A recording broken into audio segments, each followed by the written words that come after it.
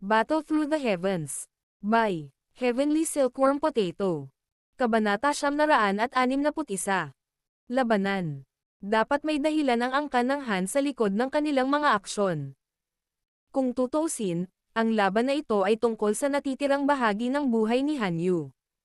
Ang mga pribadong pag-uusap sa paligid ng arena ay biglang tumunog sa sandaling lumitaw si Xiaoyan.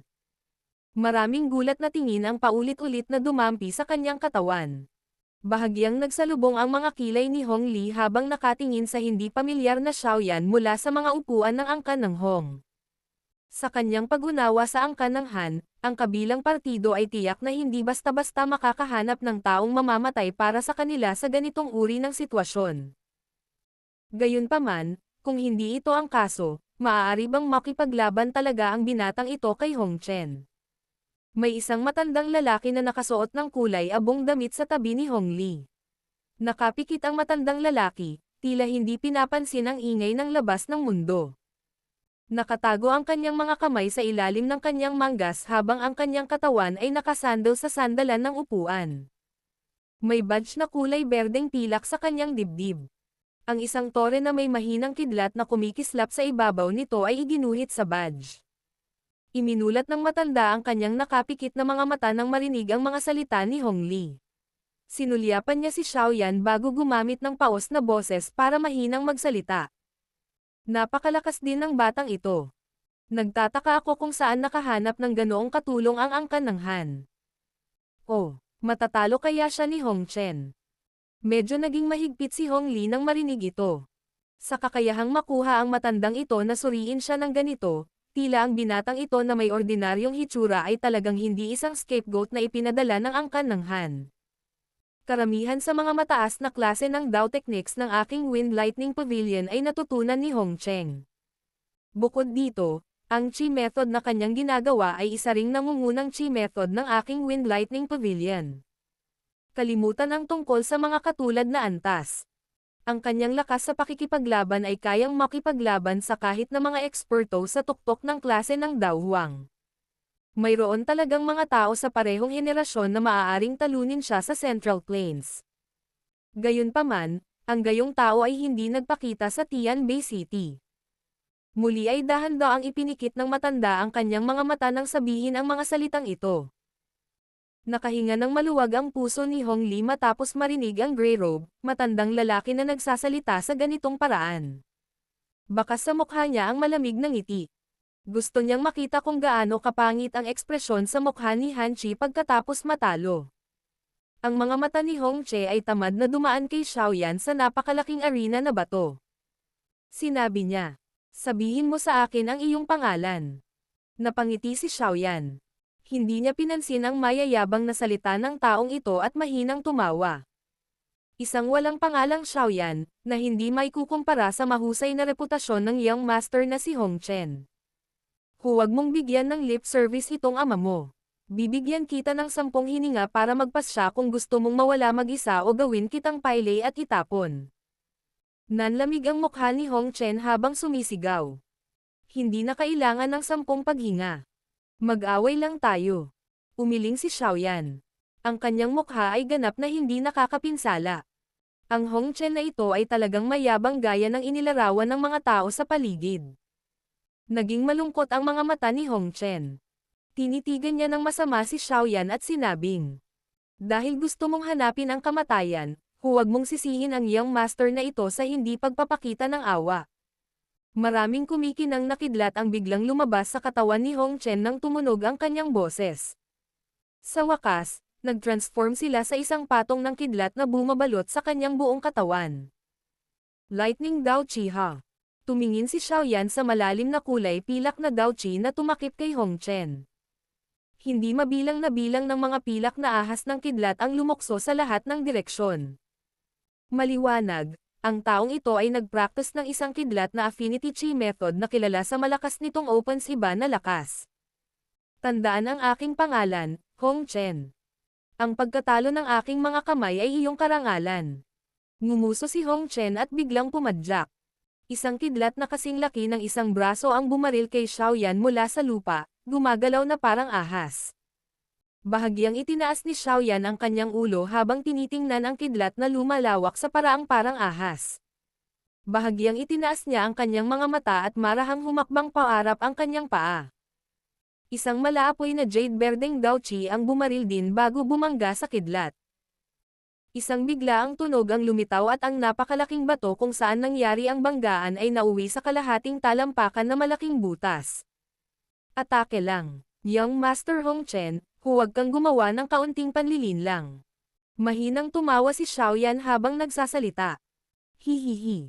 Mas mayabang ka pa sa Young Master na ito. Kung ganoon, titingnan natin kung may kakayahan ka para payagan akong gamitin ang lahat ng lakas ko. Nanlamig ang mga mata ni Hong Chen. Isang maliwanag, pilak na kinang ang biglang sumabog at ang kanyang katawan ay lumitaw sa harap ni Xiaoyan sa isang kisap ng mata na parang multo. Isang kamao na may maliwanag na liwanag ng kidlat ang nagdala ng chi-chi na hangin habang ito ay marahas na hamampas patungo sa ulo ni Xiaoyan. Ang ligaw at marahas na lakas ng kidlat na dumating kay Xiaoyan ay naging sanhi ng pagtaas ng kanyang mga talukap. Ang kanyang mga paa ay random na lumipat sa kaliwa at ang kamao na natatakpan ng isang kidlat ay kusang lumipad sa kanyang tainga. Malamig na ngumiti si Hong Chen nang umiwas si Xiaoyan sa kanyang pag-atake. Ang kanyang kamao ay biglang kumalat at ang kanyang 5 daliri ay nabaluktot sa isang kakaibang hugis ng kuko. Marahas nilang pinunit ang balikat ni Xiaoyan. Biglang iwinagayway ang kuko ng kamay bago ito tumahimik. Makikita ng isa na ang 2 daliri ni Xiaoyan na natatakpan ng isang makakapal na daochi ay tumutusok sa palad ng kamay kuko na parang punyal, na tuluyang huminto sa puwersa dito. Mayroon kang ilang kasanayan. Bumakas din ang pagtataka sa mukha ni Hong Chen nang matigil ang kanyang pag-atake. Bigla siyang sumigaw ng malamig. Subukan ang Wind Lightning Pavilion's Wind Lightning Claw. Katatapos lang ng sigaw ng may kumikidlat na kumikislap sa kanyang kuko. Ang isang pares ng kidlat na kumikinang ay nakayuko sa kakaibang paraan bago nagsama-sama sa isang napakatalam na kidlat na kuko sa itaas ng kanyang daliri. Galit na sumigaw si Hong Chen nang nabuo ang kuko ng kamay. Ang enerhiya sa claw ng kamay ay tumaas at pinilit nitong ibalik ang mga daliri ni Xiaoyan. Ang kuko ng kamay ay nagdala ng napakalakas na lakas ng kidlat habang galit na galit itong tumama. Ang paghak na ito ay pamunit ng hangin. Lumitaw sa langit ang malabong kulay pilak na kuko ng kamay pagkatapos ng larawan. Medyo nagulat din si Xiaoyan sa kanyang puso nang maramdaman ang talas ng kuko ng hangin. Mabilis na nagbago ang kanyang mga daliri bago niya biglang naikuyom ang kanyang kamay. Kaagad, lumitaw ang jade green na daochi na may dalang sinulid na apoy at marahas na nabangga si Hong Chen. Bang! Medyo mapurol ang katawan ni Hong Chen nang lumitaw ang malalim na tunog na ito. Mabilis siyang nakabawi at isang bangis ang bumungad sa kanyang mga mata. Ang 2 kuko ay biglang sumayaw at marami pagkatapos ng mga imahe ay lumitaw sa isang nakasisilaw na paraan. Ang malakas na hangin mula sa mga kuko ay mabilis na tumakip sa buong katawan ni Xiaoyan.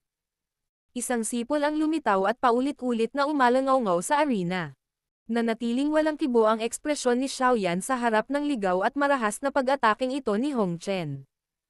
Nakakuyom ang kanyang kamay at agad na bumuo ng depensa sa harap ng kanyang katawan. Sa tulong ng kanyang spiritual perception, ang mga tunay na pag-atake ni Hong Chen ay hindi nakaligtas sa pagtuklas ni Xiaoyan gaano man kabilis ang bilis ng pag-atake. Kaya naman, sa tuwing tatama ang isang claw wind, na naglalaman ng layunin ng pagpatay, ito ay marahas na ibabalik ni Xiaoyan na may isang suntok. Ang magkabilang panig ay paulit-ulit na nabuo ang mga kuko at kamao ng maraming after images sa harap nila. Naging sanhi ito ng hindi mabilang na bilang ng mga taong nanunood sa entablado upang bumulalas ng malakas. Walang inaasahan na si Xiaoyan ay mananatiling hindi matatalo matapos ang napakaraming pakikipagpalitan kay Hong Chen. Wind Lightning Kill. Isang seryosong ekspresyon ang sa wakas ay lumitaw sa mga mata ni Hong Chen matapos ang kanyang mga pag-atake ay maarang ng maraming beses. Medyo nabawasan din ang pagmamaliit sa kanyang puso. Agad na nagiba ang kanyang kuko nang magpakawala siya ng galit na galit. Isang mahinang dagandong ng kidlat ang biglang tumunog. Ang maraming mga hand claw after images ay biglang tumahimik sa sandaling ito bago mabilis na lumiit pabalik. Sa loob ng maikling panahon, kakaibang lumitaw ang isang kuko ng kamay na natatakpan ng isang makakapal na kidlat kasabay ng mahinang dagandong ng kulog. Nagdala ito ng parang kidlat na momentum habang marahas nitong hinawakan ang puso ni Xiaoyan.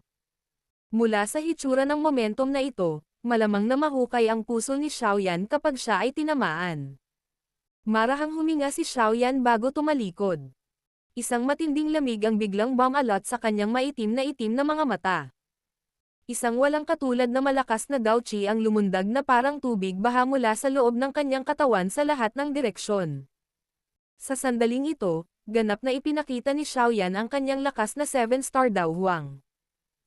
Nagbago ang ekspresyon ng hindi mabilang na mga taong naruroon nang maramdaman ang makapangyarihang daochi, na biglang lumabas sa katawan ni Xiaoyan.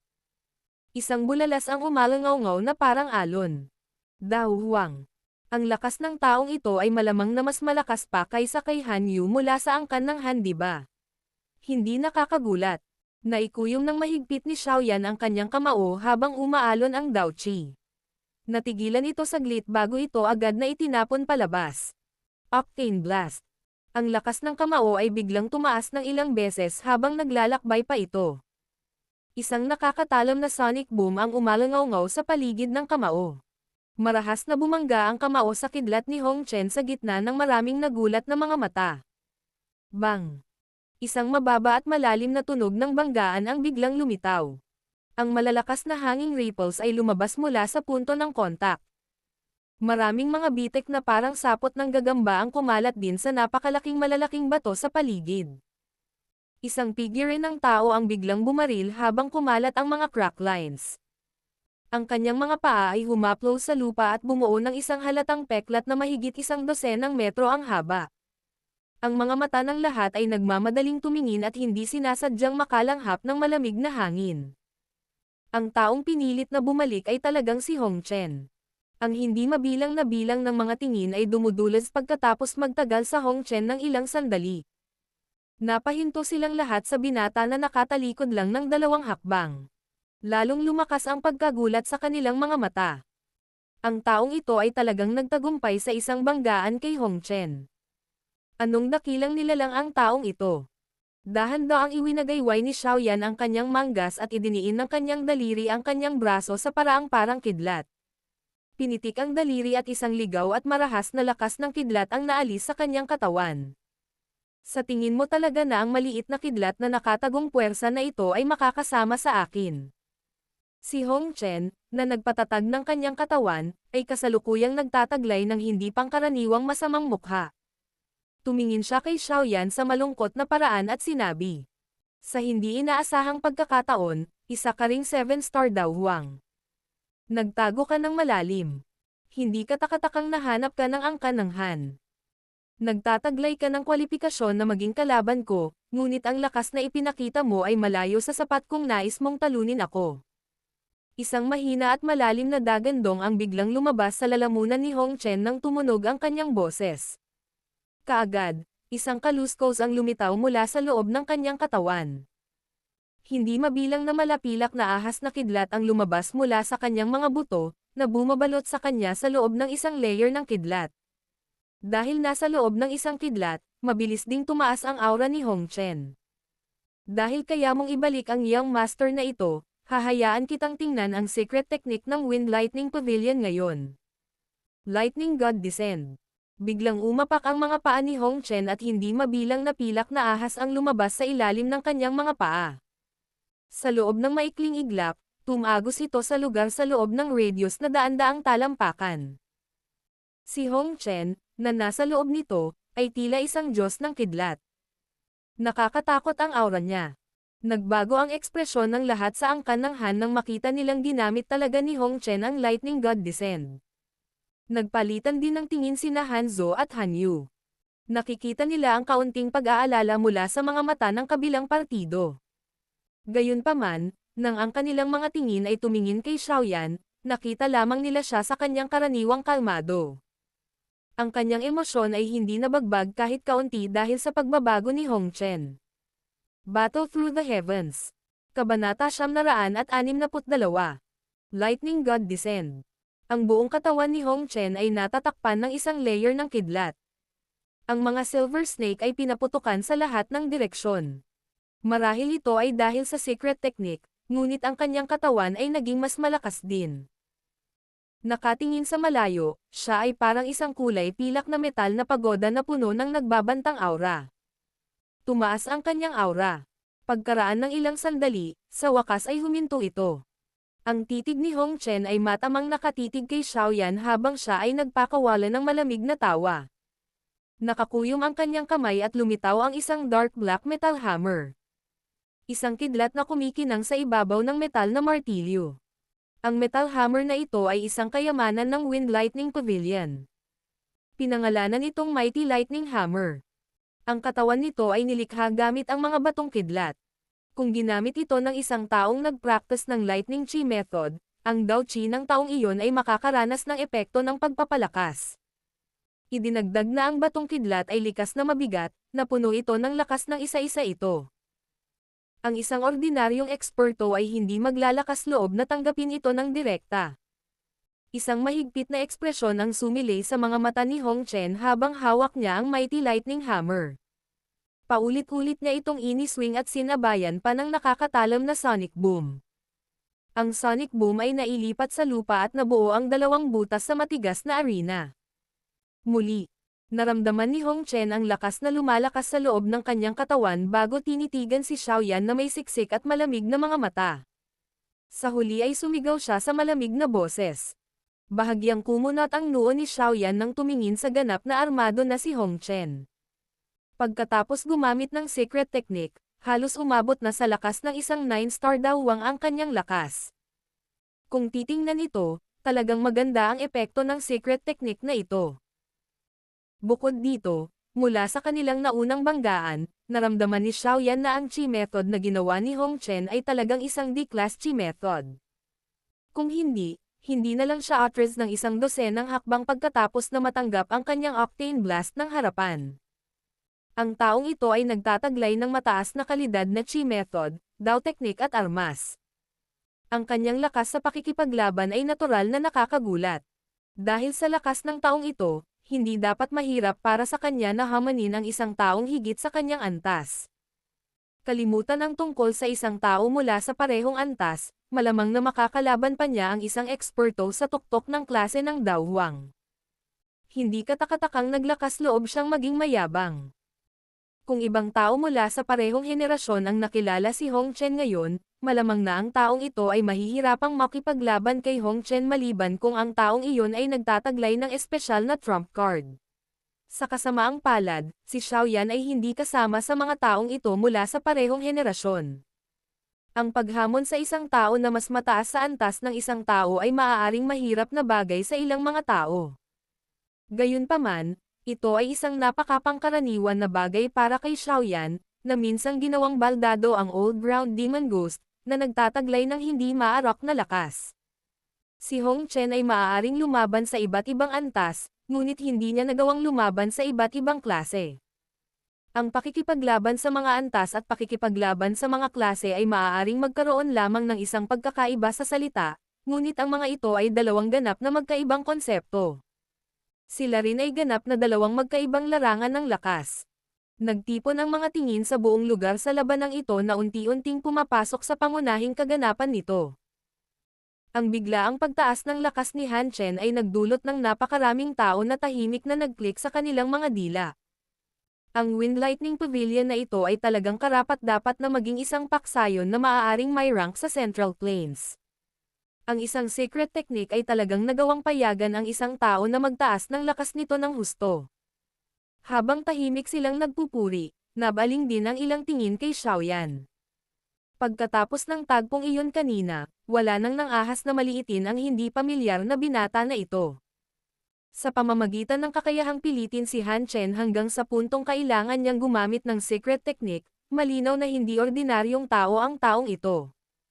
Tila ang nanalo sa labanang ito sa pagitan ng angkan ng Hong at ng angkan ng Han ngayon ay talagang isa na mahirap hulaan. Ano nga ba ang background ng batang ito?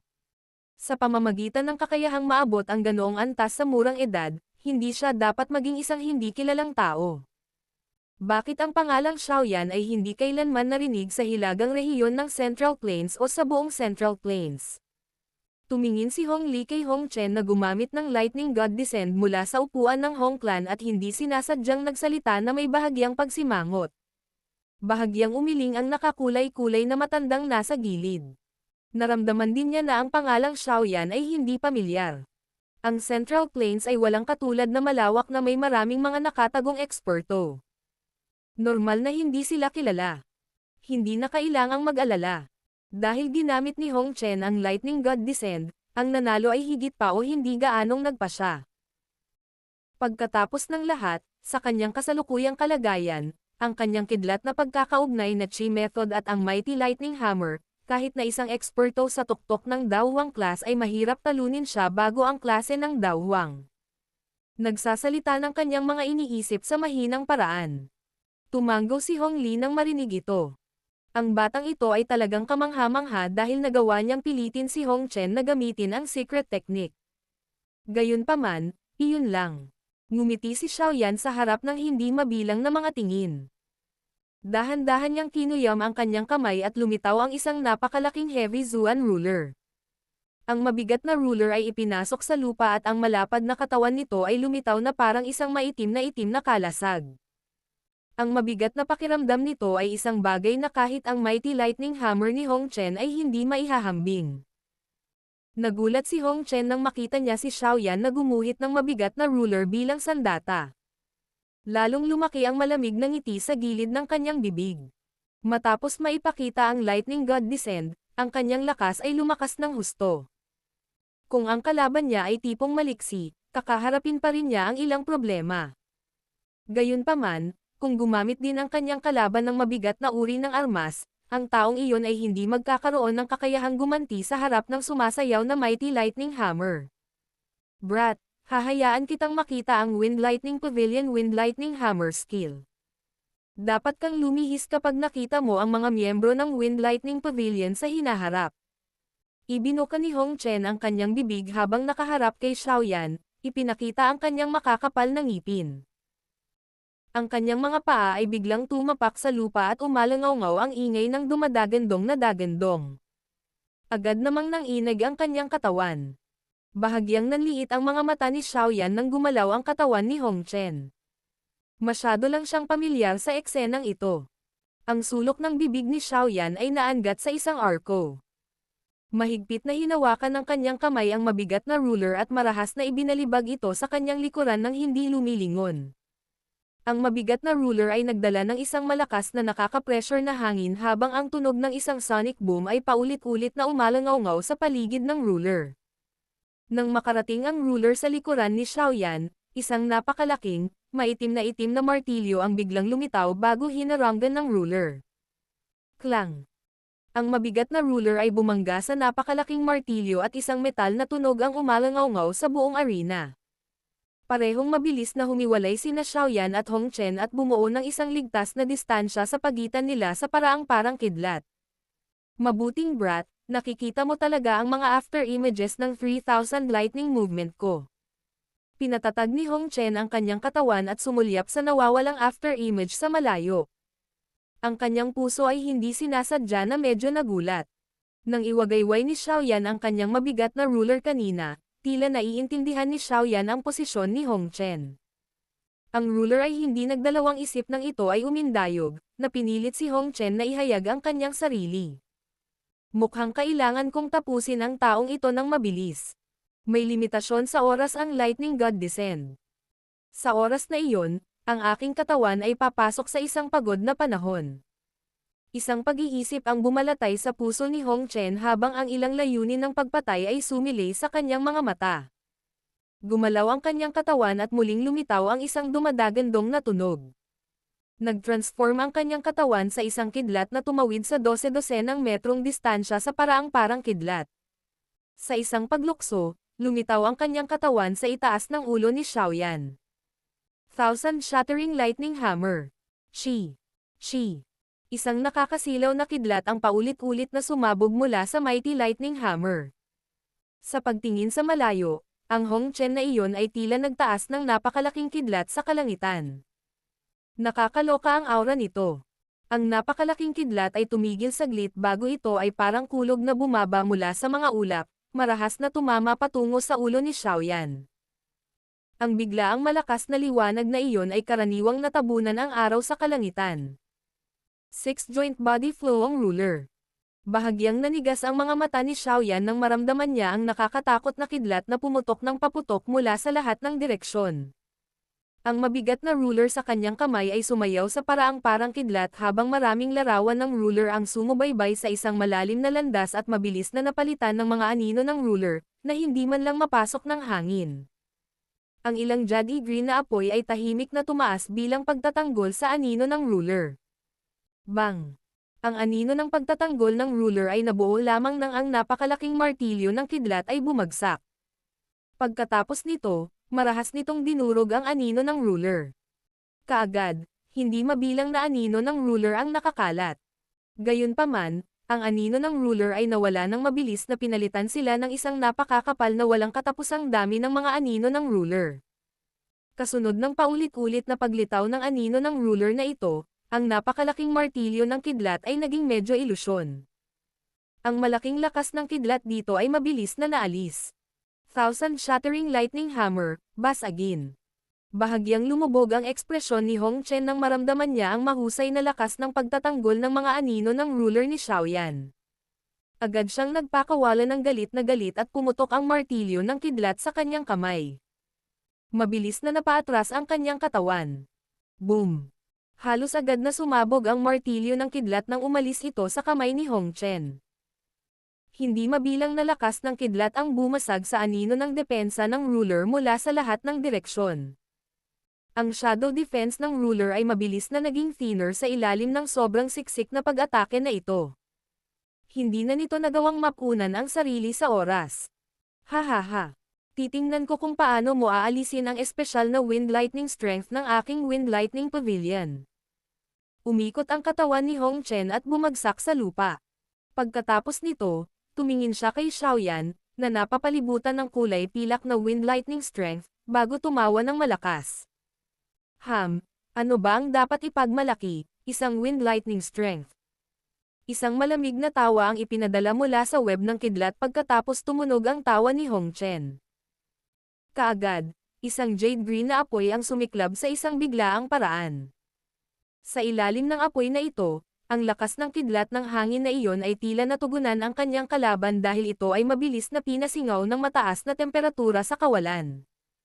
Pagkaraan ng isang saglit, ang sapot ng kidlat na naglalaman ng ligaw at marahas na lakas ay ganap na nakakalat sa harap ng maraming nakatulala na mga tingin. Ito ay isang heavenly flame. Habang umaapoy ang apoy, ang matandang lalaki na nakasuot ng kulay abo, na nakaupo sa upuan ng angkan ng Hong ay biglang nagmulat ng kanyang mga mata at napabulalas. Isang figure ng tao na ganap na nakabalot sa isang jade green na apoy ay dahan-daang lumakad pasulong sa arena sa ibaba sa harap ng hindi mabilang na bilang ng mga titig. Ang isang tao ay maaaring kahit malabo makita ang payat na figure sa loob nito. Ito ba ang mga taktika mo? Talagang na-overestimate kita. Paulit-ulit na umuusok ang apoy sa katawan ni Xiaoyan habang dahan-dahang lumabas ang mahinang boses. Agad na naging pangit ang ekspresyon ni Hong Chen nang marinig ito. Hinigpitan niya ang hawak sa mighty lightning hammer na nasa kamay niya. Sa wakas, naunawaan niya kung gaano kahirap ang kanyang kalaban sa pagkakataong ito. Hindi niya maisip na nabigo siyang talunin ang kanyang kalaban matapos ipakita ang lightning god descend. Kung mayroon ka lamang ng mga taktika na ito, ako na ang susunod. Isang malamig na ngiti ang itinaas sa sulok ng bibig ni Xiaoyan habang nakatayo siya sa loob ng apoy. Biglang nagbago ang kanyang selyo nang umalangaw-ngaw ang mahinang sigaw sa kanyang puso. Skyfire 3 Mysterious Change. Glazed Change. Nang tumunog ang sigaw na iyon, ang apoy na tumakip sa ibabaw ng katawan ni Xiaoyan ay agad na nagsimulang mamilipit. Sa wakas, tuluyan na itong lumiit sa kanyang katawan. Kasabay nito, ang kanyang aura ay nagsimula ring mabilis na tumaas tulad ng kay Hong Chen mula kanina. Sa isang maikling pagkakataon, nahihigitan nito ang kanyang aura. Isang natigilan na ekspresyon ang mabilis na umakyat sa mga mukha ng lahat ng naruroon halos agad-agad. Isang gulat na tingin ang bumungad sa mga mata ng matanda na iyon na nakasuot ng kulay abo sa upuan ng angkan ng Hong. Bumulong siya. Saan ba nanggaling ang batang ito? Talagang nagtago siya ng napakalalim. Sa pagkakataong ito, malamang na ang mga bagay ay medyo hindi maganda para kay Hong Chen. Battle Through the Heavens. Kabanata 963. Exterminating Lightning Hammer. Nang ang huling jade green na apoy ay lumiit sa katawan ni Xiaoyan, ang tumataas na aura ay sa wakas ay huminto. Walang kahit na katiting na Daoqi na tumagos mula sa ibabaw ng katawan ni Xiaoyan. Gayunpaman, mabilis na kumalat ang isang invisible pressure na si Xiaoyan sa gitna. Ang nakaka-pressure na pakiramdam na ito ay mas malakas kaysa kay Hong Chen pagkatapos niyang gamitin ang Lightning God Descent. Kung si Hong Chen ay kasalukuyang nasa antas ng isang 9-star Daohuang, si Xiaoyan ay dapat na tunay na nasa tuktok ng klase ng Daohuang. Isang hakbang na lang ang layo niya sa klase ng Daozang. Napakalakas ng secret technique. Ang pagtaas ng lakas na ito ay isang bagay na kahit na ang Lightning God Descent of the Wind Lightning Pavilion ay hindi maikukumpara. Hihihi. Mukhang nag-imbita talaga si Zuer ng isang hindi kapani-paniwalang nilalang. Tumingin si Han Che kay Xiaoyan, na ang aura ay malabong katulad sa kanya, mula sa mga upuan ng angkan ng Han. Hindi sinasadyang bumakas sa mukha niya ang pagtataka habang nakangiti at kinakausap ang sarili. Noong siya ay nasa Inner Academy noon, siya ay naglakas loob na makialam sa isang labanan sa pagitan ng Daohuang noong siya ay isang ordinaryong Dadoshi pa lamang. Ngayong lumipas na ang ilang taon, natural na mas nakakatakot ang kanyang mga nagawa. Kahit na si Hong Chen ay isang henyo, siya ay mas mababa sa harap ni Xiaoyan. Matamis na ngumiti si Han Yu habang nagpapaliwanag. Natuwa rin siya nang makitang nangunguna si Xiaoyan. Kung tutuusin, ito ay may kaugnayan sa kanyang kasal. Magsisinungaling kung sasabihin niyang hindi siya kinakabahan. Si Han Zhu sa gilid ay mahina ring tumawa nang marinig niya ang sinabi ni Han Chi. Nakatitig ang magagandang mata niya sa binata na nakadamit ng linan sa arena. Ang mga damit na iyon na karaniwan ay napaka-ordinaryong hitsura ay nagbigay sa kanya ng pakiramdam ng isang espesyal ngunit ordinaryong sigla kapag ito ay isinuot niya. Ito ay tulad lamang ng isang walang katulad na espada na nakatago sa loob ng isang ordinaryong scabbard, naglalabas ng isang matalim na aura ng espada na nagiging sanhi ng pagkatakot ng isa. Ang binata na kasalukuyang nasa arena ay walang alinlangan na ang pinaka-nakakasilaw na pag-iral sa Skystone Stage. Nagpakawala ng mahabang hininga si Xiaoyan nang maramdaman niya ang lumalakas na lakas sa loob ng kanyang katawan. Nang hihiram ng mga epekto ng secret technique, naabot na niya ang rurok ng klase ng Daohuang. Sa sandaling ito, tila malabo niyang naramdaman ang isang hindi umiiral na layer ng pelikula. Mukhang hindi umiral ang layer ng pelikulang ito. Gayunpaman, hindi alintana kung paano umakyat ang lakas sa kanyang katawan, sa huli ay nahirapan siyang hawakan ito. Hindi na kailangang pag-usapan ang pagbagsak nito. Ito ba ang magiging hadlang sa pambihirang tagumpay sa klase ng Daozang? Nag-isip ng malalim si Xiaoyan habang bumubulong sa sarili sa mahinang boses. Pagkatapos ng maikling eksperimento, malabo niyang alam na ang Daoqi na kailangang magtagumpay sa klase ng Daozang ay tiyak na magiging lubhang nakakatakot na halaga. Kahit na siya ay kasalukuyang nasa tuktok ng klase ng Daohuang, mayroon pa ring napakalaking distansya sa yugtong iyon. Ang maliit na hakbang na ito ay isang bagay na hindi nalampasan ng maraming eksperto sa panahon ng kanilang buhay.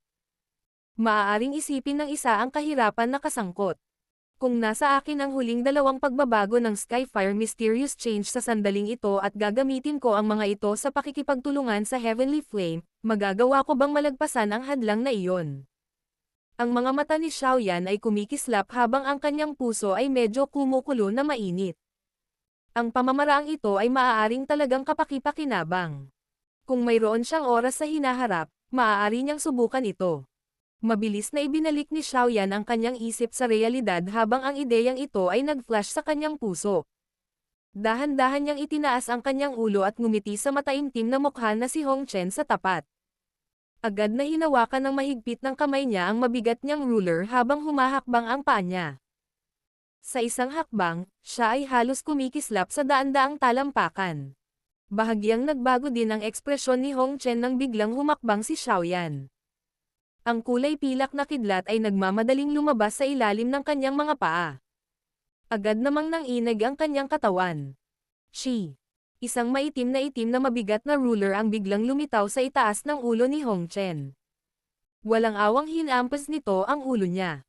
Gayunpaman, walang nakitang tumalsik na dugo. Sa halip, ang ruler ay dumaan sa figure. 3,000 lightning movement. Ha! Malamig na tumawa si Xiaoyan sa kanyang puso matapos muling lumitaw ang kanyang katawan. Ang kanyang mga paa ay biglang gumalaw ng mahigit 100 hakbang sa kakaibang paraan. Ang mabigat na ruler ay parang isang mahabang sibat na diretsyong tumusok patungo sa isang tiyak na espasyo sa harapan. Klang! Isang maitim na metal na martilyo ang nagmamadaling lumitaw mula sa bakanteng espasyo ng mabutas ang mabigat na ruler. Malakas na nabangga ng martilyo ang ruler. Kaagad, maaaring makita ng isa ang isang figure na lumilitaw. Nakatapak ang mga paa ni Hong Chen sa lupa habang nagmamadaling umatras ng mahigit 10 hakbang. Saka lang niya napatatag ang katawan. Bakit walang epekto sa kanya ang 3,000 lightning movement? Ang gulat ay bumalatay sa mukha ni Hong Chen matapos ang kanyang posisyon ay muling madaling makilala ni Xiaoyan. Bahagyang nanginig ang kanyang kamay na nakahawak sa mighty lightning ruler. Ang mabangis na pag-atake ni Xiaoyan kanina ay halos mamanhid ang buong braso niya. Matapos gamitin ang Skyfire 3 Mysterious Change, ang lakas ni Xiaoyan ay malinaw na naging mas malakas pa kaysa kay Hong Chen. Lumawak ang malamig na ngiti sa sulok ng bibig ni Xiaoyan matapos pilitin si Hong Chen pabalik sa isang indayog ng kanyang ruler. Paulit-ulit siyang humakbang, bawat isa ay 10 metro ang layo. Sa isang kisap mata, muli niyang naabutan si Hong Chen. Nanginginig ang kanyang braso at paulit-ulit na lumitaw ang maraming anino ng ruler. Sa wakas, lumilitaw na sila ay nagbagong anyo sa napakalaking malalaking alon na sunod-sunod na dumating habang marahas nilang binasag si Hong Chen. Nahaharap sa biglaang ligaw, marahas na pag-atake ni Xiaoyan, naging miserable ang itsura ni Hong Chen. Ang mighty lightning hammer sa kanyang kamay ay sumayaw ng paulit-ulit habang nagdadala ito ng mahinang kidlat ng hangin at marahas na umindayog patungo sa mga anino ng ruler na tumatakip kay Xiaoyan. Klang! Hiyang! Klang! Dalawang figure ng tao ang paulit-ulit na kumikislap sa arena. Grabe ang bilis ng dalawa. Naririnig lamang ng isang ordinaryong tao ang paulit-ulit na tunog ng mga sandata na nagsasalpukan at ang mga kislap na nagmumula sa kanila. Tanging ang mga taong may matatalas na mata lamang ang nakahanap ng bangkay ng dalawang tao.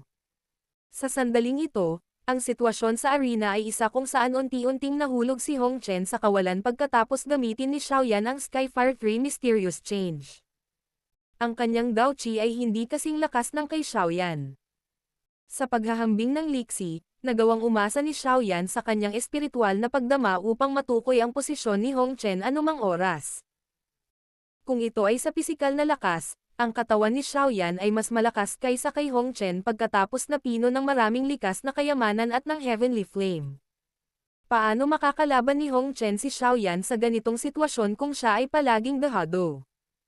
Masasabi ng sino mang matalas na mga tao na ang pagkakataong manalo si Hong Chen sa ganitong uri ng sitwasyon ay nagsisimula ng bumaba ng husto. Ang mga tao mula sa angkan ng Han at Hong ay natural na kabilang sa mga nakakaramdam ng ganoong sitwasyon. Ang mga miyembro ng Han Clan ay nagpapakita ng isang makapal na ngiti habang ang mga miyembro ng Hong Clan ay nagiging malungkot. Buong tiwala sila kay Hong Chen. Ang kumpiyansa na ito ay nagmula sa kanyang pagganap sa mga taon at kakayahan. Gayunpaman, hindi nila naisip na ang angkan ng Han ay makakahanap ng isang eksperto na talagang makakalaban ni Hong Chen o mas malakas pa sa kanya. Nagulat sila nito. Hiyang! Ang mabigat na ruler at ang metal na martilyo ay muling marahas na nagbanggaan. Medyo nanlamig ang mga mata ni Xiaoyan. Ang kanyang braso ay parang ahas habang ito ay napilipit sa kakaibang paraan bago biglang sumulpat sa harap ni Hong Chen. Naduraj ang palad ni Xiaoyan at tumama sa dibdib ni Hong Chen sa paraang parang kidlat. Grog! Isang malakas na puwersa ang agad na tumagos sa katawan ni Hong Lai na parang tubig bahanang bumagsak ang palad. Namuti ang mukha niya at tumalsik ang isang subo ng sariwang dugo. Ang kanyang katawan ay biglang bumaril paatras, kumalagkad sa lupa at bumuo ng isang peklat na mahigit 12 metro ang haba. Sakalang dahan-daang huminto ang kanyang katawan. Ang biglaang pagbabago sa arena ay nagdulot din ng bulalas sa kanilang paligid. Iyon ang unang pagkakataon na ang isang tao ay talagang tumalsik ng dugo at nasugatan mula nang magsimulang mag-away ang magkabilang panig. Bukod dito, ang gulat sa kanilang mga mukha ay naging mas matindi nang makita nila na ang tao, na pinilit na bumalik pagkatapos na masugatan, ay si Hong Chen.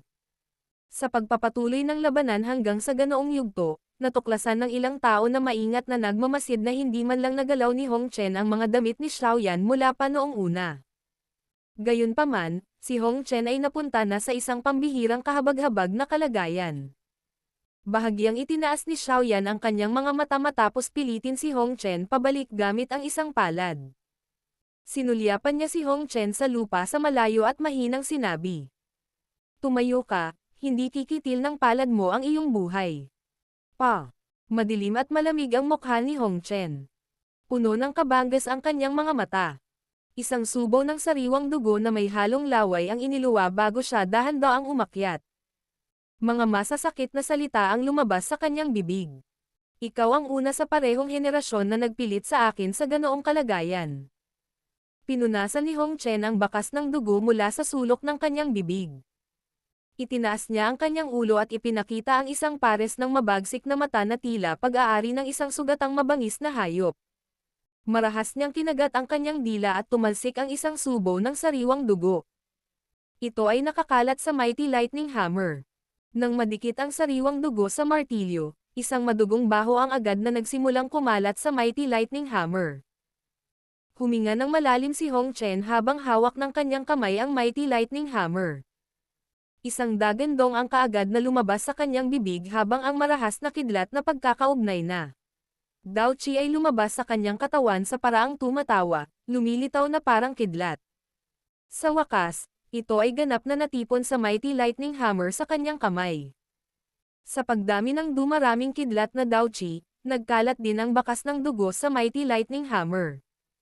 Sumanib ito sa kidlat na Dao Qi, na nagdulot ng mailap at marahas na lakas sa loob nito na pumailang lang ng maraming beses.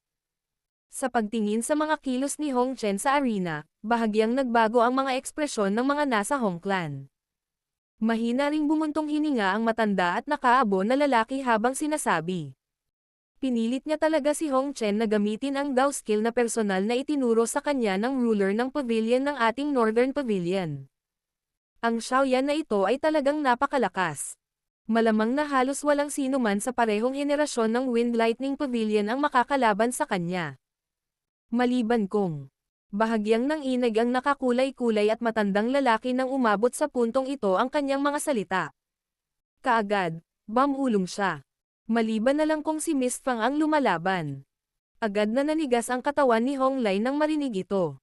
Ang kanyang pinipigilang boses ay nagsalita ng may pagkabigla. Miss Fang. Old Huan, ang tinutukoy mo ba ay si Miss Fang na nag-iisa sa Wind Lightning Pavilion sa loob ng nakaraang daang taon na nakapasa sa pagsubok sa Sky Lightning Tower? Walang pakialam na tumanggo ang matandang nakasuot ng kulay abo. Hindi na siya nagsalita pa habang nakatingin ang mga mata niya sa arena. Ang Dao Qi sa loob ng katawan ni Hong Chen sa arena ay ganap na ibinuhos sa Mighty Lightning Hammer. Isang kidlat na mahigit 100 talampakan ang laki ay nananatili sa ibabaw niya, na bumabalot sa kanyang buong katawan sa loob nito. Exterminating Lightning Hammer. Isang paus na boses ang biglang lumabas mula sa loob ng kidlat. Kaagad, ang Mighty Lightning Hammer sa kamay ni Hong Chen ay lumitaw na parang isang napakalaking kidlat sa kalangitan na marahas na bumagsak sa lupa. Sa sandaling iyon, ang buong Skystone stage ay nagsimulang manginig sa matinding paraan. Aw! Ang Mighty Lightning Hammer ay nabasag ng husto sa lupa. Ang napakalaking bitek ay paulit-ulit na kumalat. Kaagad, ang isang kidlat na kumikinang na mahigit 100 talampakan ang laki ay napalitan ng isang mabagsik na kidlat na hayop na yumanig sa lupa at bumuo ng maraming bitek sa sandaling dumapo ang 4 na paa nito sa lupa. Pagkatapos gumawa ng ilang hakbang sa ganitong paraan, lumitaw ito sa itaas ng ulo ni Xiaoyan na parang kidlat. Isang dagandong na nakakapukaw ng kaluluwa ang tumunog at ang kuko nito, na pinagsama-sama mula sa kidlat, ay marahas na nabasag patungo sa ulo ni Xiaoyan. Ang espasyo ay naging pangit sa pag-ataking ito. Ang mga thread ng dark black spatial lines ay malabo pang ang lumitaw. Ang puwersang ito ay talagang nakakatakot. Sa pagharap sa nakakatakot na bilis at pag-atake ng mabangis na kidlat na hayop na ito, medyo nagulat din si Xiaoyan sa kanyang puso. Isang silver glow ang biglang lumitaw sa ilalim ng kanyang mga paa. Kaagad, ang kanyang katawan ay nagpakawala ng shoo na tunog, na nagiging maraming mga after images habang siya ay umatras, madaling nakaiwas sa mga kidlat na hayop na parang kidlat na pag-atake. Gayunpaman, tila may naisip si Xiaoyan pagkatapos na umalis sa maikling distansya. Bigla niyang pinigilan ang katawan niya habang sumisigaw ang puso niya ng grabe ito. Sa sandaling huminto ang katawan ni Xiaoyan, biglang nanlaki ang mga mata ng matanda at nakakulay-kulay sa upuan ng Hong Clan. Agad siyang napatayo sa gulat. Gumagalaw ang kanyang damit sa kawalan ng hangin habang matamang nakatitig kay Xiaoyan. Bawat isa sa kanyang mga salita ay binigkas ng huminto. 3,000 Lightning Movement. Battle Through the Heavens. Kabanata 964. Hindi inaasahang pagbabago. Nakaugalian na ni Xiaoyan na isiniwalat ang 3,000 Lightning Movement, na itinatago niya, at matagumpay na naiwasan ang pag-atake ng kidlat na hayop na ito. Gayunpaman, napahinto lang ang kanyang katawan nang may maramdaman ang kidlat na hayop. Itinaas nito ang ulo sa langit at sumigaw ng galit. Lahat ng apat na paa nito ay marahas na nakatapak sa lupa. Kumalat ang mga crack lines at muling nag-transform ang katawan nito sa kidlat na bumaril patungo kay Xiaoyan. Isang malamig na ekspresyon ang bumungad sa mukha ni Xiaoyan matapos makatagpo ng kidlat na hayop na ito ng 2 beses. Malamang na ang kasanayang ito ay ang pagkilos ng pagpatay ni Hong Chen. Ang lakas nito ay talagang napakahusay. Ito ay malamang na isang D-class daw skill. Gayunpaman, tila nangangailangan ng Essence Blood para ma-activate. Kaya, kapag ang kasanayang ito ay ginamit, siya ay bababa sa isang pagod na estado. Sa madaling salita, ang kasalukuyang Hong Chen ay wala ng lakas sa pakikipaglaban. Hanggat naayos ni Xiaoyan ang kidlat na hayop na ito na binago mula sa kidlat na Dao Qi sa katawan ni Hong Chen, ang labanang ito ay magtatapos sa pagkatalo ng Hong Clan. Si Xiaoyan ay mabilis na umatras ng ilang hakbang. Ang kanyang mga kamay ay mabilis na nakabuo ng ilang mga selyo habang lumilipad ang maraming after images, na naging sanhi ng pagkasilaw ng mga mata. Kasunod ng pagbuo ng kanyang hand seal, isang alon ng jade green na kristal ang mabilis na kumikinang mula sa kanyang kamay. Ang hand seal ay inilipat habang ang mga ligaw na beats sa harap ay umatake muli.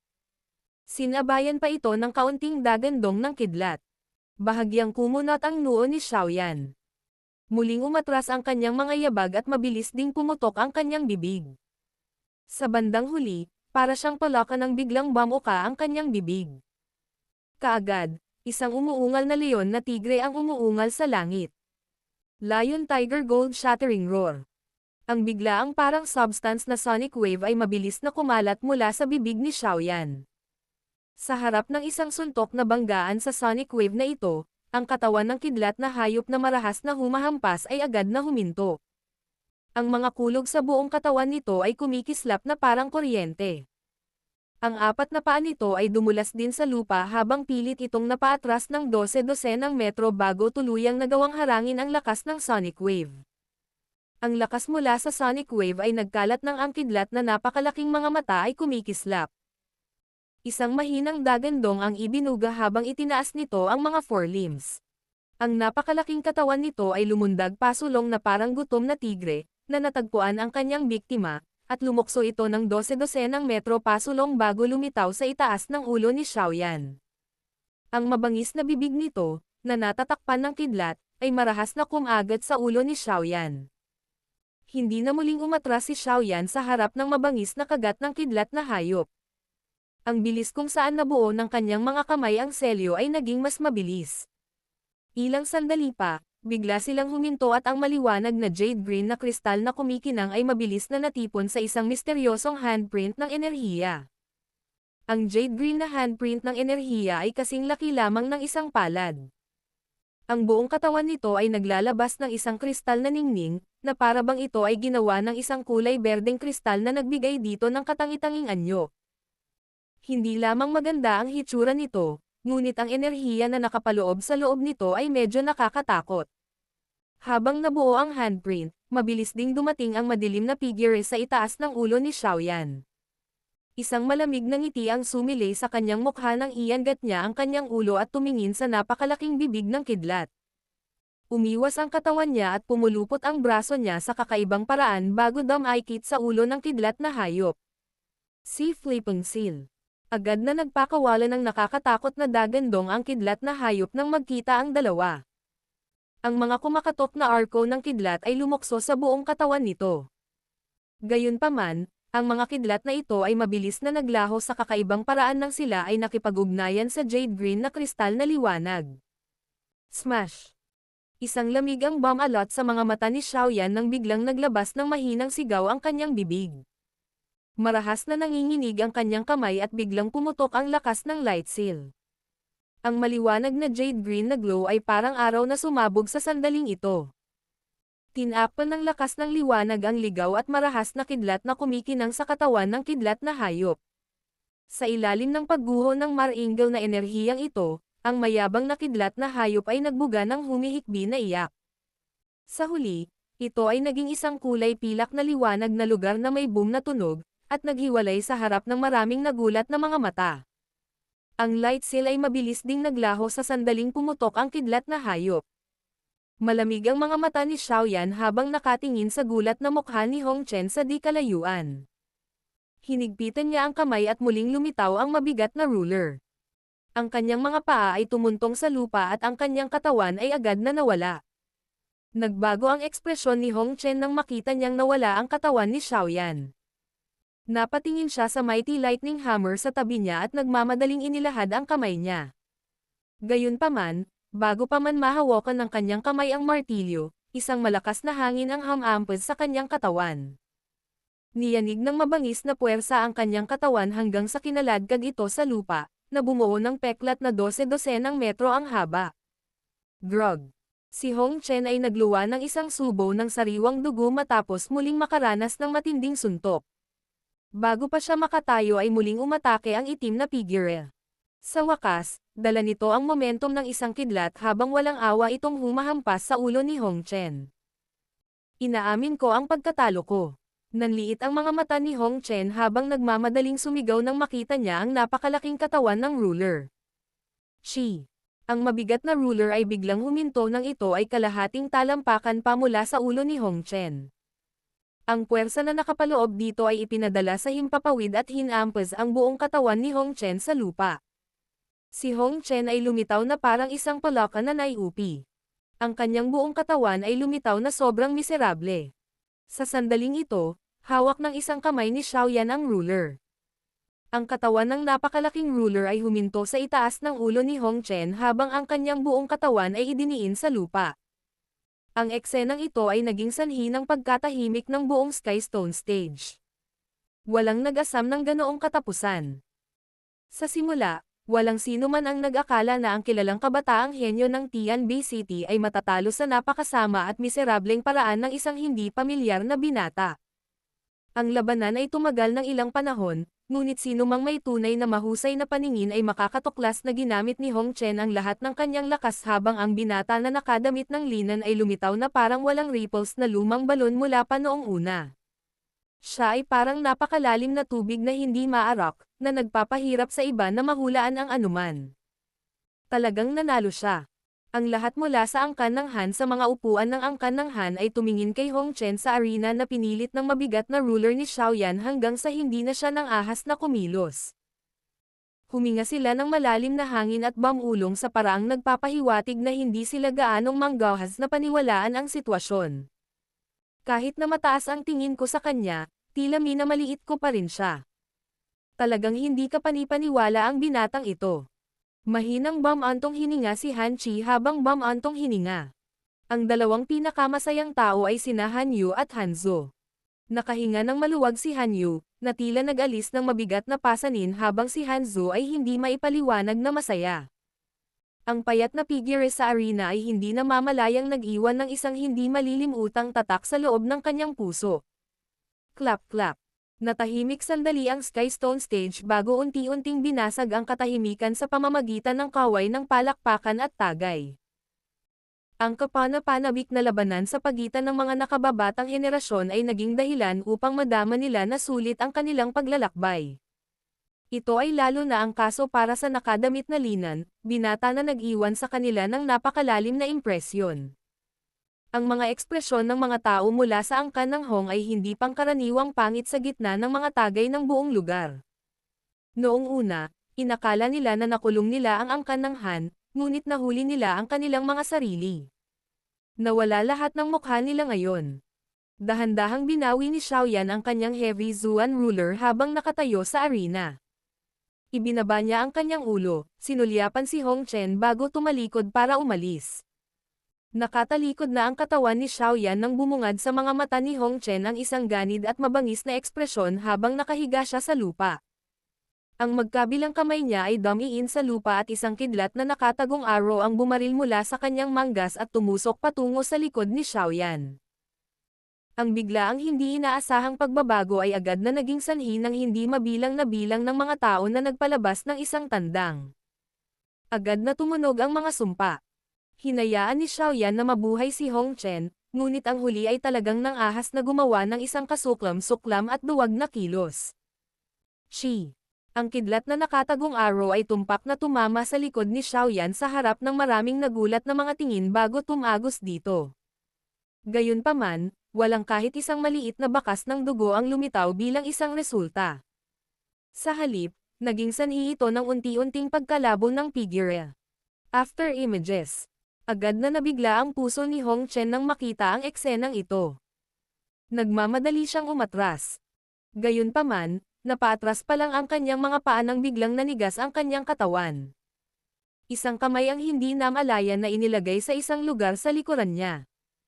Tumigil ka. Maraming galit ang agad na lumabas mula sa upuan ng angkan ng Hong nang makita nilang biglang sumulpat si Xiaoyan sa likod ni Hong Chen.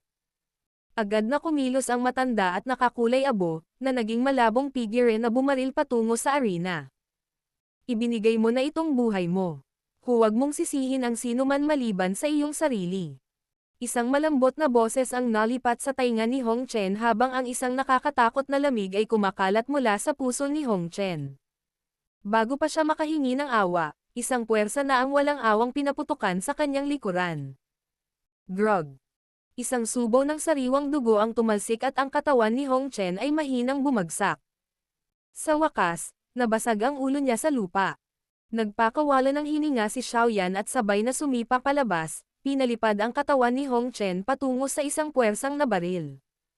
Akmang sasalakayin ang nakaabo na matandang lalaki na nagmamadali nang makita niya si Hong Chen na bumaril sa kanya.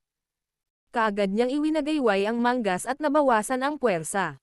Hinawakan ng kanyang kamay si Hong Chen at nagmamadaling pinagmasdan siya. Agad namang naging malungkot ang ekspresyon ng lalaki. Si Hong Chen ay talagang may natitirang bakas ng hininga. Gayunpaman, ang mga ugat sa kanyang katawan ay tuluyan ng nabali ng palad ni Xiaoyan. Sa madaling salita, kahit gumaling si Hong Chen, malamang na siya ay isang paylay. Masama ang tingin ng matandang lalaki na nakaabo na nakadamit habang nilinggan niya si Xiaoyan. Sa sobrang galit niya, natawa siya. Mabuti, mabuti. Naglakas loob ka talagang pumatay ng tao mula sa Wind Lightning Pavilion ko. Brat, siguradong pagsisisihan mo ito. Ibinaba ng matanda ang kanyang manggas matapos ang kanyang mga salita ay tumunog. Isang hangin ang bumalot sa walang malay na si Hong Chen bago siya itinapon patungo sa grupo ni Hong Li na sumusunod sa likuran. Tinanggap ni Hong Li si Hong Chen para lamang sa kanyang ekspresyon na naging berde kaagad. Ang kanyang titig ay napuno ng masamang ekspresyon habang nakatingin kay Xiaoyan. Kahit sino ka man, hindi magpapahinga ang Hong Clan ko hanggang sa mamatay ka. Ang marahas na boses ni Hong Li ang naging dahilan upang unti-unting tumahimik ang maingay na Skystone stage. Hindi nagbago ang ekspresyon ni Xiaoyan sa harap ng mga masasamang salita na ito ni Hong Li. Sumagot siya sa mahinang boses. Ayon sa sinabi ng clan head na si Hong, Kasalanan ko ang pagganti noong naglunsad siya ng palihim na pag-atake laban sa akin. Dapat mo ring malaman na kung hindi ako naging mabilis na umiwas kanina, ang aking pagtatapos ay hindi magiging mas mahusay kaysa sa kanya. Walang pakialam ang matandang ito dito. Pinalo mo ang anak ko. Gagamitin ko ang buhay mo bilang kabayaran. Nagsalita si Hong Li sa mabangis na paraan. Malamig na tumawa si Xiaoyan. Hindi mo na kailangang magsabi pa. Ngayon, hindi ka na makakatakas. Malamig na tumingin kay Xiaoyan ang nakakulay-kulay at matandang lalaki habang dahan-dahan niyang sinabi. Gayunpaman, bago ito, dapat mong sabihin sa matandang ito kung saan mo natutunan ang 3,000 lightning movement. Ang Wind Lightning Pavilion ay tiyak na walang disipulong katulad mo. Bahagyang itinaas ni Xiaoyan ang kanyang mga kilay. Ito ay talagang nakilala. Ngunit paano kung ito ay nakilala? Battle Through the Heavens. Kabanata 965. Hindi kwalipikado. Ang hindi inaasahang pagbabago na naganap sa arena ay naging sanhi ng pagiging tahimik ng Skystone Stage. Nagkatinginan ang lahat, tila hindi sigurado sa nangyari. Sa paraang nakita nila, si Hong Chen ay karapat-dapat na masugatan ng husto. Pagkatapos ng lahat, pinakawalan siya ng kabilang partido, ngunit talagang naglunsad siya ng isang palihim na pag-atake. Ang nasabing pagtatapos ay isang bagay na karapat-dapat sa kanya. Siyempre, dahil sa lakas ng angkan ng Hong sa Tianbei City, walang nang-ahas na ipahayag ang mga iniisip sa kanilang puso. Hong Li, ano ang ginagawa mo? Maaaring walang masabi ang ibang tao, ngunit tiyak na kailangan ng angkan ng Han na sumulong. Agad-agad bumaba ang isang grupo ng mga tao mula sa mataas na platform bago tuluyang pumasok sa arena at lumitaw sa tabi ni Xiaoyan. Hong Li, si Hong Chen ay natalo na sa laban na ito ngayon. Gusto ba ng Hong Clan na kainin ang kanilang mga salita? Galit na tinitigan ni Han Chi si Hong Li at malamig na sumigaw. Ang Skystone Stage ay ang natural na fighting ring ng Tianbei City. Ang buhay at kamatayan ng isang tao ay nasa kapalaran kapag ang isang tao ay lumaban sa lugar na ito. Huwag mong sabihin sa akin na ang iyong Hong Clan ay walang kamalayan sa mga patakaran. Bahagyang namula ang mukha ni Hong Li nang pagsabihan siya ni Han Chi. Ang bangis sa kanyang mga mata ay lumundag habang galit na tumawa. Walang pakialam ang matandang ito. Sinaktan ng brat na ito ang aking anak. Siguradong hindi hahayaan ng Hong Clan na mangyari ang mga bagay-bagay. Gusto ba ng iyong Han Clan na magsimula ng digmaan sa aking Hong Clan dahil sa isang outsider? Malungkot ang mukha ni Han Chi. Nakatitig ang kanyang tingin kay Hong Li habang ang malamig niyang boses ay mariing umalangaw-ngaw sa itaas ng arena. Si Xiaoyan ay isang taong inimbitahan ng angkan ng Han. Kung iiwan namin siya pagkatapos niyang ipaabot ang kamay sa aming angkan ng Han, sino pa ang maglalakas loob na tumulong sa aming angkan ng Han sa hinaharap? Kahit na gusto mong gamitin ang digmaan bilang banta, malinaw kung sasabihin na paprotektahan ng angkan ng Han si Xiaoyan. Ang angkan ng Han ay kailangang sumulong kahit na kailangan nilang magsimula ng isang digmaan sa angkan ng Hong para sa isang tagalabas anuman ang mga benepisyo o pagkalugi sa paggawa nito. Kung sila ay uurong sa sandaling ito, ang reputasyon ng angkan ng Han ay magiging kakilakilabot. Sa hinaharap, maaari nilang kalimutan ang tungkol sa pag-survive sa Tianbei City. Malinaw na naunawaan ni Han Chi ang puntong ito. Kaya naman, ang kanyang mga salita ay lubhang mahigpit kapag sinabi niya ang mga ito. Walang kahit katiting na pag-aatubili. Ang mga salitang ito ng Han Chi ay walang epekto. Sa pinakakaunting mga alon pagkatapos ng mga alon ng tagay ay tumunog mula sa paligid ng Skystone Stage matapos ang mga salitang ito ay binigkas. Nang makitang determinado si Han Chi na kalabanan siya, ang ekspresyon ni Hong Li ay agad na naging sobrang pangit. Kahit na ang mga salitang binigkas niya ay medyo may bisyo, ang kanilang angkan ng Han ay hindi nanindigan sa matuwid na panig sa bagay na ito ngayon. Gayunpaman, imposible rin kung hihilingin sa kanya na lunukan ang masamang lasa ng pagiging baldado ni Hong Chen nang walang dahilan. Si Hong Chen ay palaging nakikita bilang ang sumisikat na bituin ng kanilang Hong Clan. Ang angkan ay naglagay ng napakalaking pagsisikap upang siya ay may ayos. Gayunpaman, si Hong Chen ay ganap na napilayan ni Xiaoyan. Paano mapapawi ang kanyang galit? Ang angkan ng Han ay may lakas ng loob. Isang mahinang matandang boses ang biglang tumunog habang nagbago ang ekspresyon ni Hong Li. Sinundan ng lahat ang boses at tumingin sa ibabaw, tanging ang matanda na nakasuot ng kulay abo. Nilaybot ng mga mata ni Han Chi ang matanda na nakasuot ng kulay abo. Bahagyang nagbago ang kanyang ekspresyon pagkatapos na huminto sa badge sa dibdib ng kabilang partido. Isang tao mula sa Wind Lightning Pavilion. Alam ng lahat na ang Wind Lightning Pavilion ay walang katulad na malakas at hindi makatwiran sa kanilang mga aksyon. Ang mga taong naruroon ay masyadong mayabang, dahilan upang ang iba ay hindi sinasadyang makaramdam ng pag-aalala. Pwede ko bang malaman ang pangalan ng matandang sir? Pinagsalikop ni Han Chi ang kanyang mga kamay at magalang na nagtanong. Kahit na ang Wind Lightning Northern Pavilion ay isa lamang sa 4 na pavilion, mas malakas pa rin ito kaysa sa kanilang Han Clan. Kaya naman, natural na takot si Han Chi na bastyusan ang kabilang partido. Ang matandang ito ay si Chen Yun mula sa Wind Lightning Northern Pavilion. Itinaas ng matandang lalaki ang kulay abo na damit.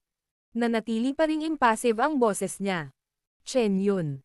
Hindi ba ang pangalang iyon ay kabilang sa isa sa 4 na Great Elder ng Wind Lightning Northern Pavilion? Elder yun. Nanikip ang puso ni Han Chi nang marinig ang pangalang ito habang nag-aalalang nagtanong. Talagang karapat-dapat kang maging angkan ng Han sa pamamagitan ng pagkakaroon ng lubos na pag-unawa sa aking Wind Lightning Pavilion.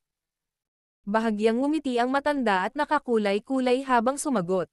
Si Old Chen ay nagbibiro. Ang 4 na Great Elder, Fang, Yun, Lei, Dayan ay kilala lahat sa hilagang rehiyon ng Central Plains. Paanong hindi alam ng nakababatang henerasyong ito ang tungkol sa kanila? Hinawakan ni Han Chi ang kanyang mga kamay at ngumiti. Agad niyang sinabi, Old Chen, si Xiaoyan ay talagang masyadong mabigat sa bagay na ito ngayon. Gayunpaman, ang mga talom at sibat ay walang mga mata kapag ang isa ay nakikipaglaban. Ang mga pinsala at pagkamatay ay karaniwan. Ikinaway ng matandang lalaki ang kanyang kamay at pinutol ang mga salita ni Han Chi. Sinulyapan niya si Xiaoyan, na ang ekspresyon sa huli ay hindi nagpakita ng maraming pagbabago bago dahan-daang nagsalita. Ang Great Elder ng angkan ng Han at ako ay maituturing na magkakilala noon. Hindi ko gagawing mahirap ang mga bagay para sa iyo. Talagang maaari ko talagang isantabi ang usapin tungkol sa pagkakasugat ni Hong Chen. Gayunpaman, bago ito, ang taong ito ay dapat na matapat na magsalaysay sa dating ako kung saan nagmula ang 3,000 na kilusang kidlat na kanyang ginagawa. Biglang nagdilim at nanlamig ang mukha ni Chen Yun nang magsalita siya hanggang sa huli. Ang 3,000 Lightning Movement ay may espesyal na kahulugan sa Wind Lightning Pavilion. Hindi lamang ito ang isa sa mga nangungunang agility technique sa Wind Lightning Pavilion, ngunit sa pamamagitan lamang ng pagmaster ng 3,000 Lightning Movement hanggang sa pinakamataas na antas ay magkakaroon ng kwalipikasyon ang isang tao para sanayin ang pinakabinabantayang kasanayan ng Wind Lightning Pavilion. 3,000 Lightning Illusionary Body. Ang dahilan kung bakit ang Wind Lightning Pavilion ay nagtataglay ng kasalukuyang posisyon nito sa Central Plains ngayon ay nauugnay sa 3,000 Lightning Illusionary Body na ito.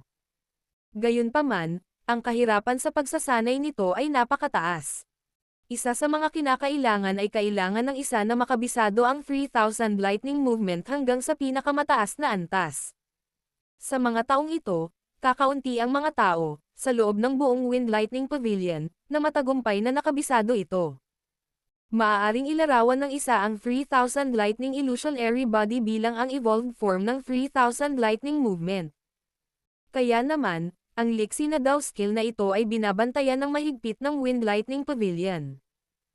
Maliban kung ang isa ay isang pangunahing disipulo, ang isa ay hindi magkakaroon ng kwalipikasyon upang isagawa ito. Ngayon, gayunpaman, ang matandang lalaki na ito ay biglang nakita ang liksi na daw skill na ipinakita ni Xiaoyan. Hindi katakatakang maaapektuhan siya nito. Nagbago ang ekspresyon ng grupo ni Han Chi nang marinig nila ang mga salita ni Chen Yun. Ang gulat nilang mga tingin ay tumingin kay Xiaoyan. Maliwanag, labis din silang nagulat na si Xiaoyan ang tunay na nagmamay-ari ng sukdulang kakayahan ng Wind Lightning Pavilion. Ang 3,000 Lightning Movement ay isang bagay lamang na nakuha ko ng nagkataon. Gusto kong itanong kay Elder Chen. Kung bigla kang makakakuha ng D-Class Agility daw skill, aabandonahin mo ba ito o ikaw mismo ang magsasanay? Itinaas ni Xiaoyan ang kanyang mga mata, tumingin sa matanda na nakaabo, at nagsalita sa paraang walang pakialam. Nakuha ng nagkataon. Malamig na tumawa si Chen Yun. Sabi niya, 10 taon na ang nakararaan, ang Wind Lightning Pavilion's Book Collection Hall ay nasira ng isang tao na nauwi sa pagnanakaw ng napakaraming chi methods at Dao skills. Kabilang sa mga ito ang 3,000 Lightning Movement. Sa tingin ko, dapat kang magkaroon ng relasyon sa taong iyon, hindi ba? Kung gusto mong pabulaanan ang mga akusasyon, hindi na kailangang mag-alala tungkol sa dahilan ng paggawa nito. Wala akong pagpapala na tamasahin ang dakilang singil na ito ni Elder Chen. Huwag mong sabihin sa akin na ang mga tao sa Wind Lightning Pavilion ay kumilos ng ganito. Tumawa lang ng malamig si Xiaoyan sa harap ng mga paratang ng matandang ito. Brat, itikom mo ang iyong bibig. Sa tingin mo ba ang Wind Lightning Pavilion ay isang bagay na kaya mong insultuhan? At saka, talagang naglakas loob kang kumilos ng napakapangahas sa harap ni Elder Chen.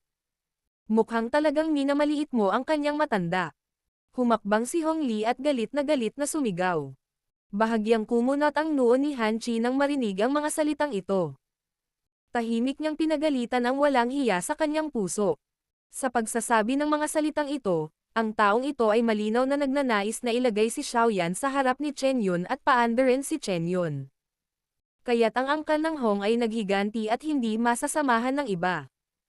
Habang si Han Chi ay tahimik na pinapagalitan sa kanyang puso, ang kanyang manggas ay biglang hinayla pababa.